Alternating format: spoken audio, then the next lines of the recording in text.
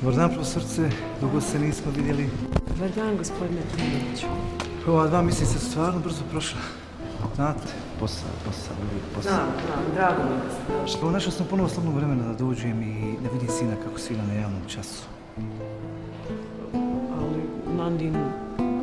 Već je počeo. Toliko imam želju da ga čujem. U posljednje vrijeme stalno je bio odsutan od kuće i bio opsjednut vježbanjem gitare. Ne, nije počeo. Nandin uopšte ne svira. Molim? To nije moguće, šta mi to pričate? On je u početku bio primjer za sve odlične učenika od onog posljednjeg koncerta na kojem ste vi bili, on se ređe dolazi. I u stvari u posljednje vrijeme on uopšte ne dolazi. To nije moguće. Gdje je išao svaku noć na probe? Šta je radio? Ne znam. To nije moguće. Počeo sam već nešto. Već sam počeo, ne možete tako ulaziti. Čujete šta vam govorim? Pa dobro, čujem.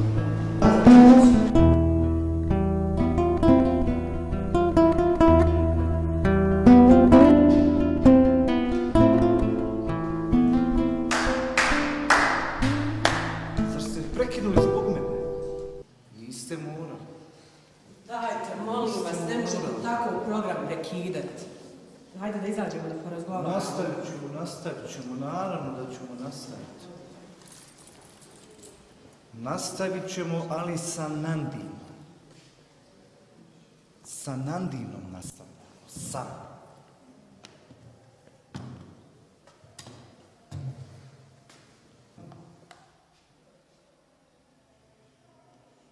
Gdje je ovo?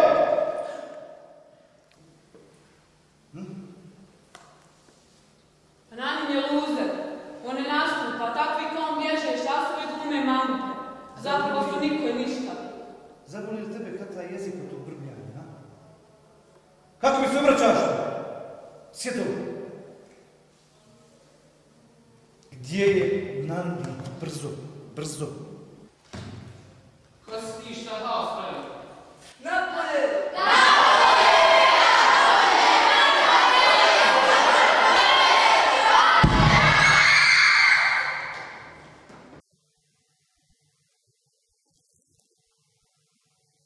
Neko želi napolje vidjeti.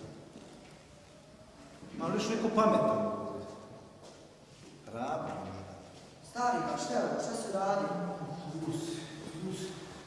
Vidiš, ovo sve sam zbog tebe napravio, znaš, vi šta mi radiš? Da me sramotiš. Gdje si ti? Stari, baba, pusti me. Šta pusti me? Šta pusti me? Šta pusti me, ja?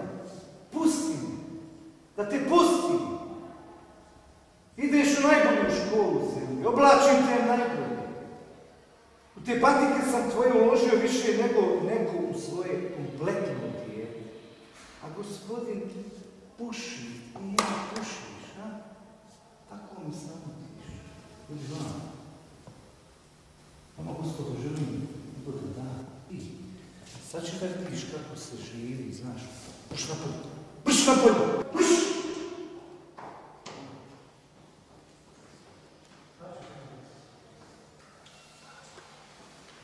Inspektor Ahmed Spanović. Kako vam mogu pomoći, inspektore? Stavite ruke na leđa i predajte nam oružje. Pa ne mogu da vjerujem. Znate vi šta meni dođe, van inspektor? Ne dođem ja vama ništa, gospodine, predajte nam to oružje koje imate i stavite ruke na leđa.